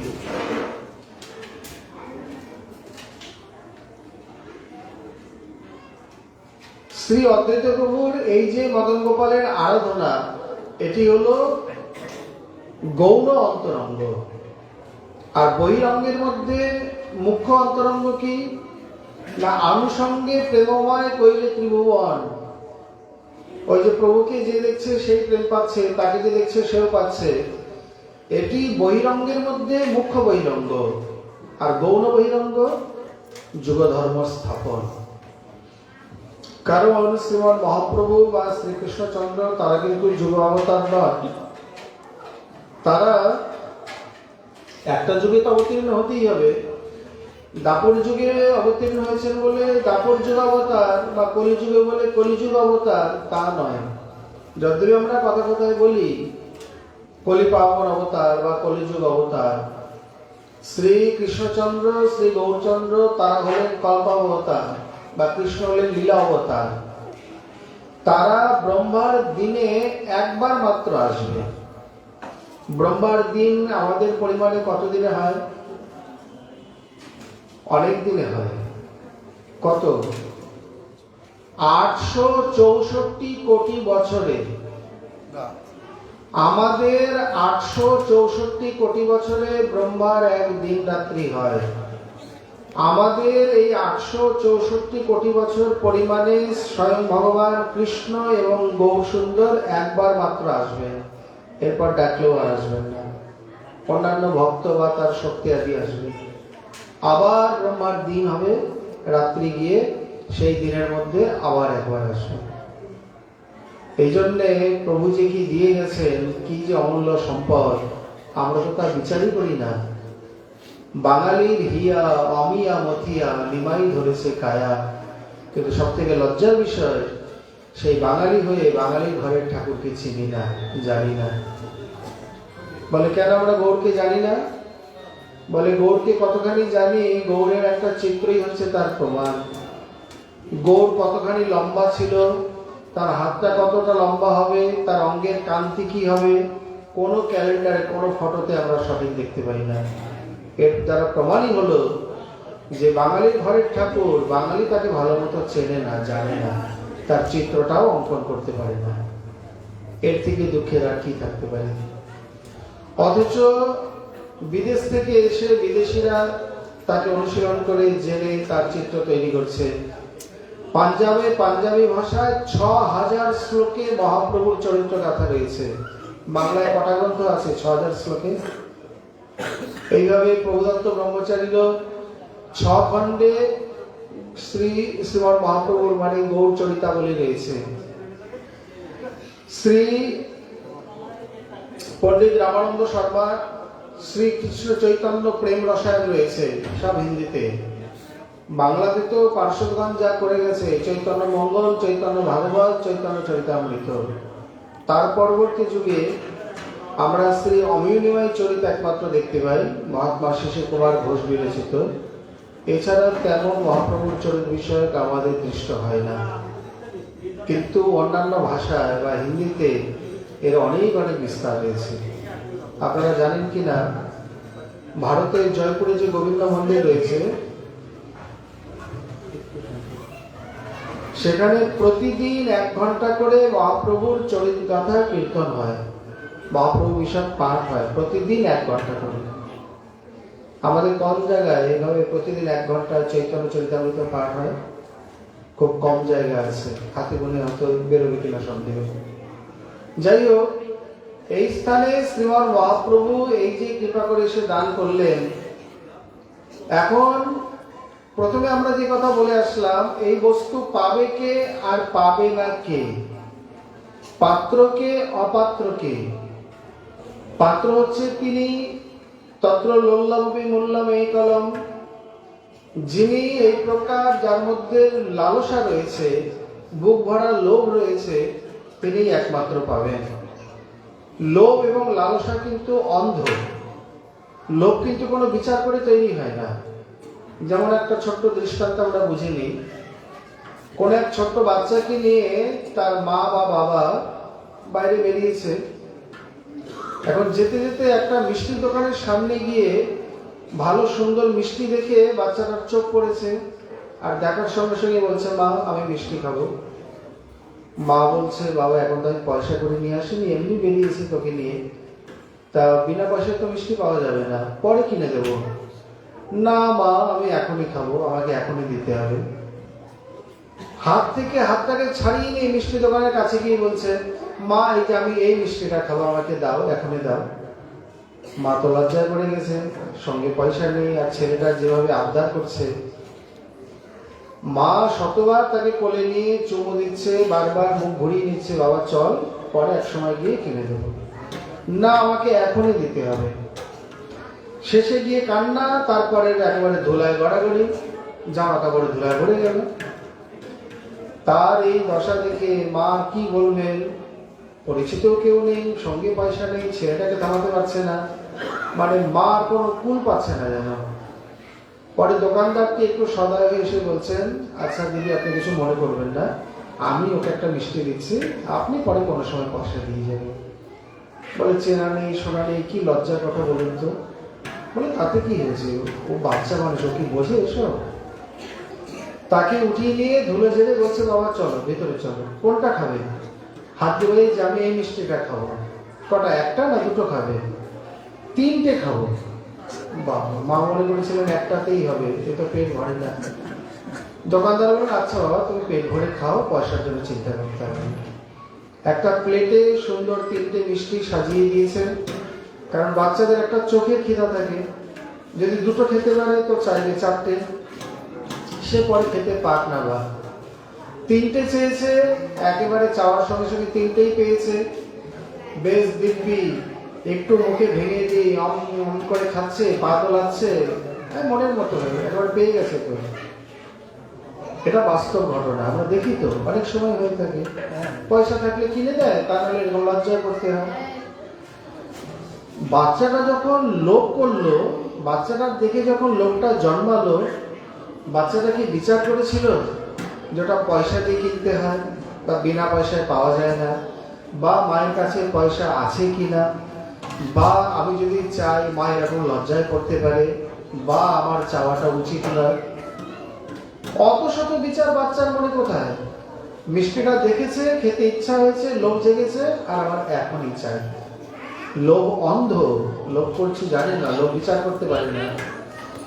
তেমনি ব্রজবাসীর কোনোভাবে মুগ্ধ হইয়া চায়, কোনো ভাব লইয়া কেহ ভজে।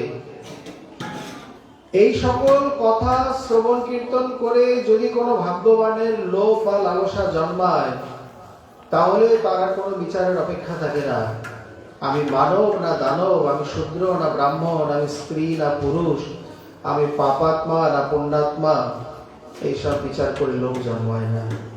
লোভ হয়েছে, অতএব তিনি পাবেন। তত্র লোল্লাম হবে মূল্যাম এই কলম। আর অপাত্রের কথা যেটা আমরা বলে আসলাম, অপাত্রের মধ্যে শ্রীমান মহাপ্রভু এখানে অনেক অপাত্রকে পাত্র করে দিয়েছেন, শুধু একজন অপাত্রকে দেননি, তাকে পাত্র তৈরি করতেই হবে। সেটি হলো বিশেষ করে সকলের সম্বন্ধে পরচর্চা, মানে পরনিন্দা, চর্চা, সমালোচনা। তার মধ্যে বিশেষ করে গুরু বৈষ্ণব ভক্তের যারা নিন্দা, চর্চা বা সমালোচনা করে, তারা এই যুগের অপাত্র। প্রমাণ শ্রী বৃন্দাবন দাস ঠাকুর অশেষ বিশেষে জায়গায় জায়গায় দিয়েছেন। সবারে করিবে গৌর সুন্দর উদ্ধার, ব্যতিরেক বৈষ্ণব নিন্দুক দুরাচার। বাদ পড়ল, কাহারে না করে নিন্দা, কৃষ্ণ কৃষ্ণ বলে, অজয় চৈতন্য সেই জিনিবে খেলে। তাহলে যে নিন্দা করে না সে পাবে, যে নিন্দা করে বাদ গেল। এখানেও বাদ, নিন্দায় নাহিক কাজ, সবে পাপ লাভ, এতে কেনা করে নিন্দা মহা মহাভাব। এর দ্বারাও নিন্দাকে পরিহার করা হলো। অতএব যে নিন্দা করবে সে বাদ গেল। এইভাবে নিন্দা, চর্চা, সমালোচনা, এখানে শ্রীধর স্বামী টিকায় লিখেছেন, নিন্দাপি দেশ ও সমা। নিন্দাটা এক প্রকার বিদ্বেষের মতনই। আবার কেউ কেউ বলেন যে সরাসরি নিন্দা করেন না, কিন্তু নিন্দাকে অনুমোদন করেন। মানে উনি মুখে নিন্দা সমালোচনা করলেন না, কিন্তু ওনার কাছে এসে বলছেন, দাদা আপনি শুনেছেন অমুকের কাজ, বৃন্দাবনে রাধাকুণ্ড থাকে, বাবাজির কাজ দেখুন। কি আর বলা যায়। হ্যাঁ তাই তো, ওই একটা হু ঠুকলেই হলো, তাতেই ওই একই অবস্থা, সেই একই ফল।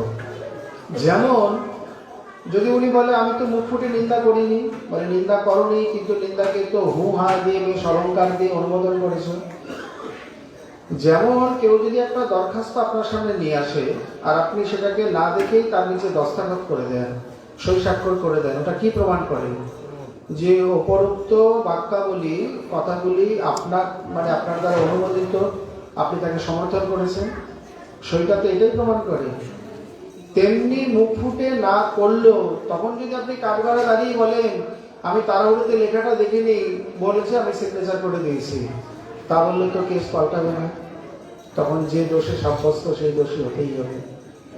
তেমনি আমি মুখে নিন্দা করিনি, চর্চা করিনি, কিন্তু হুহা তো যথেষ্টই দিয়েছি, এমনকি মাথাটাও নেড়েছি, বলে একই পর্যায়ে চলে যাবে। ব্যাপারটি কি রকম? আমরা বহুদিন পরে ঘরে এলে আগে কি করি? সবার প্রথমে ঘরটাকে ঝাড়ু দিই, কারণ ধুলোবালিতে ভরে থাকে। মহাপ্রভু একদিন দুদিন নয়, 864 কোটি বছর পরে একবার আসে। বাস্তবিক ব্রহ্মাণ্ড ধুলাবালিতে ভরে আছে, মানে নোংরা আবর্জনায় ভরে আছে, পরিষ্কার করতে হবে। এইবার মহাপ্রভু যেন এক একজনকে উদ্ধার করতে করতে চলেছে। প্রতিমধ্যে কে বলছে, প্রভু আমি মদ্যপ, মদ ছাড়া থাকতে পারি না। মদ্যপেরও গতি আছে কোনো কালে, কিন্তু বৈষ্ণব নিন্দুকের গতি নাই কোনো কালে। বাদ গেল। প্রভু বলছে তুই মদ খাস? বলে হ্যাঁ। যখন জগাই মাদাইকে নিতাই চাঁদ প্রথম সম্বোধন করলেন, বলে তোরা বলে কি খাস? তোদের তো নেশা হয়, নেশা আবার উতরে যায়, আর আমরা যা খাই না, নেশা চচ্চর করে চড়তে থাকে, এ নেশা উতরে না। মাদাই বলছে ওরে জগাই, গোসাইদেরও চলে, ওই দেখ কি বলছে দেখ। নিতাই বলছে খাবি নাকি? তুই আর ঢোক দিবি নাকি? আয়, তোদেরকে দেওয়ার জন্য পেরেছি। কি মদ খাস রে? নেশাই হয় না? আমার এই প্রেম মদিরা পান করে দেয়, হরিনাম মদিরা একবার পান করে দেয়, উন্মত্ততা কাকে বলে, উন্মাদনা কাকে বলে, ওই দেখ।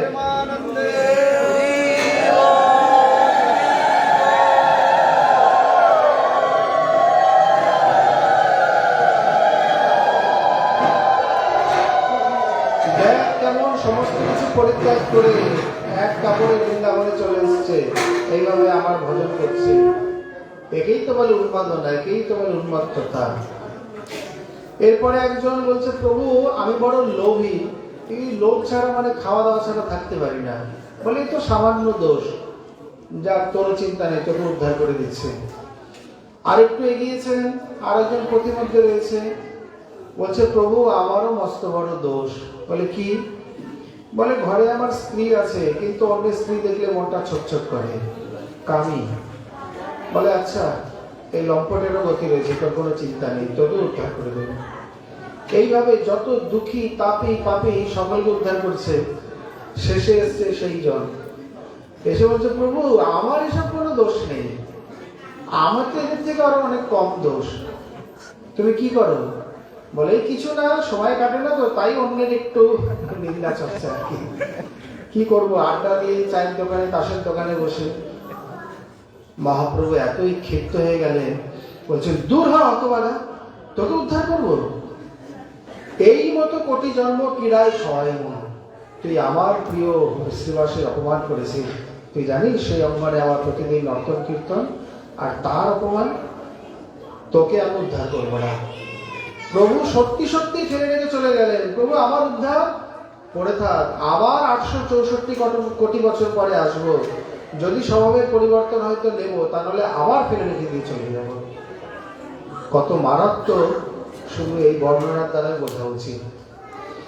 সবারে করিবে গৌর সুন্দর উদ্ধার, ব্যতিরে পড়ে থাক ওখানে বৈষ্ণব নিন্দুক দুরাচার, এদের কোনো গতি নেই। এখানে তিনি বলছেন যে প্রত্যেকের উদ্ধার আছে, প্রত্যেকের গতি আছে। আসলে দেখুন দীক্ষার সঙ্গে সঙ্গে তো আমাদের নবজীবন হয়, পাপ তাপ নষ্ট হয়ে যায়, তারপরে এত কর্মফল ভোগ কোথা থেকে আসে? এর একটাই উত্তর। এরপরে আমরা যে নিন্দা সমালোচনা করে চলেছি, গুরু বৈষ্ণবের চর্চা করছি, ওগুলো কোথায় যাবে? ও তো একেবারে বজ্র সম হয়ে বসে আছে। এমনি তো সাধারণ হলো পাপ, আর গুরু বৈষ্ণব সম্বন্ধ হয়ে যেত অপরাধ। কারণ নাম অপরাধের মধ্যে সাধু নিন্দা, গুরু অবজ্ঞা, অন্যান্য শাস্ত্র আদির নিন্দা, তিনটেই তো নিন্দারূপী অপরাধ রয়েছে, মারাত্মক নাম অপরাধ। তো নাম করে গতি কোথা থেকে হবে? ফল কোথা থেকে লাভ হবে? এই জন্যে অন্য কিছু বাদ দিয়ে কেউ যদি নিন্দা চর্চাকে বাদ দিতে পারে, তার জীবনে মনে হয় হোঁচট খাওয়ার মতো আর কিছু নেই, তার নৌকা তরতর করে এগোবে। সব থেকে বড় অন্তরায় হলো আমাদের সামনে পর চর্চা, পর নিন্দা, পর সমালোচনা। এর মতো মারাত্মক, করোনা আদি কি মারাত্মক, ক্যান্সার আদি কি মারাত্মক, তার থেকে কোটি গুণ বেশি মারাত্মক হলো এই পরনিন্দা, পরচর্চা, যেটাকে দোষ বলে মনে হয় না। নবদ্বীপের শ্রীপ্রভু বলছেন এই পরনিন্দা হলো চাটনির মতো। চাটনি কেমন? 4 প্রকারের খাবার আছে: চর্ব, চস্য, লেহ্য, পেয়। চর্ব মানে চিবিয়ে খাওয়া, চস্য মানে চুষে খাওয়া, লেহ্য মানে লেহন করে চেটে চেটে খাওয়া, পেয় মানে পান করা। এর মধ্যে চাটনি আদি হচ্ছে লেহ্য, মানে চেটে চেটে খাওয়া। চাটনি গ্লাস বা ঘটি ধরে মুখের মধ্যে ঢেলে দিলে চাটনির আস্বাদন থাকে না। চাটনি একটু একটু করে চেটে চেটে খেতেই ভালো লাগে। অন্যের নিন্দা সমালোচনা এই প্রকার চাটনির মতো। বলে কি রকম? মনে করুন কেউ প্রমাদবশত একটা নিন্দনীয় কর্ম করেই বসেছে, কোনো সাধু বা কোনো বাবাজি বা কোনো মহাত্মা, উনি একবার করেছেন, এইবার ওনার অন্য কর্মটা নিয়ে, ও দিদি আপনি এখনো শোনেননি, ছি ছি ছি, বাবাজি মানুষ কি করেছে, একবার বলল।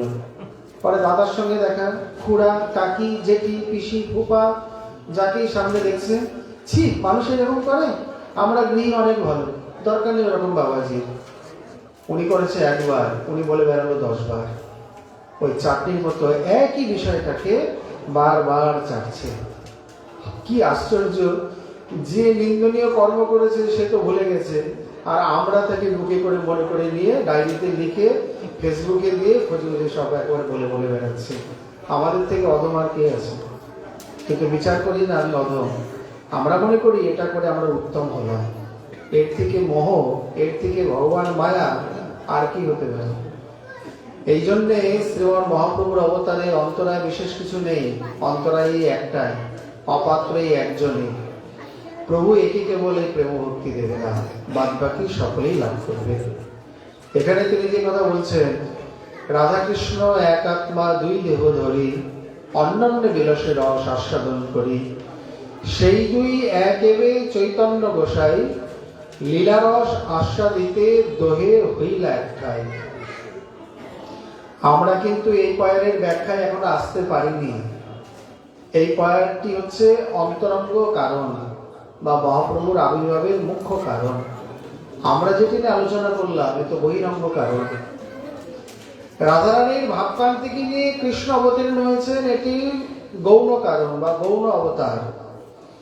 আর রাধা কৃষ্ণ দুজনে মিলিত হয়ে শ্রী গৌর সুন্দর হয়েছেন, এটি হচ্ছে অন্তরঙ্গ কারণ বা অন্তরঙ্গ অবতার। জয় রাধা রানী জয় শ্যাম সুন্দর, তনুমন মিলন গৌর গুণাকর।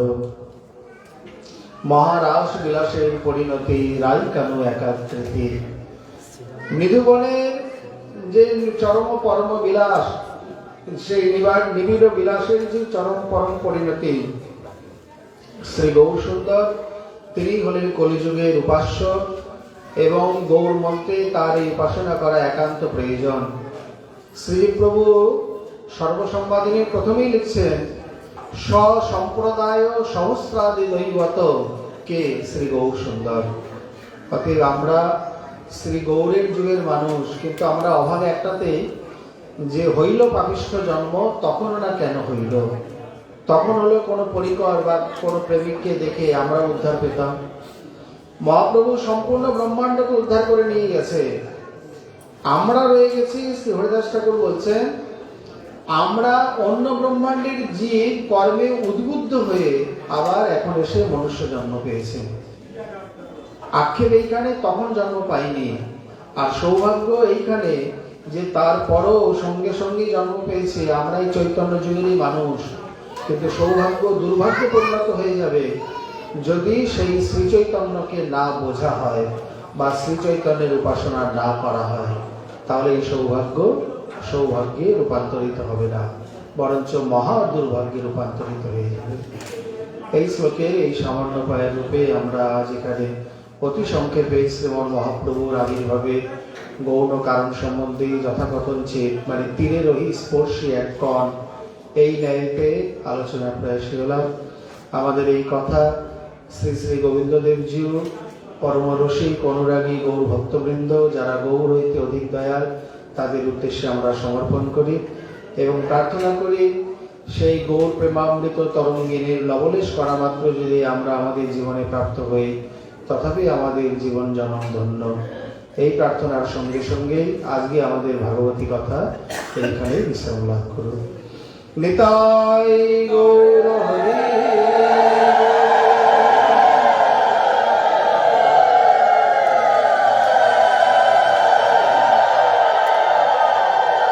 বলে শ্রীমদ্ ভাগবত মহাপুরাণ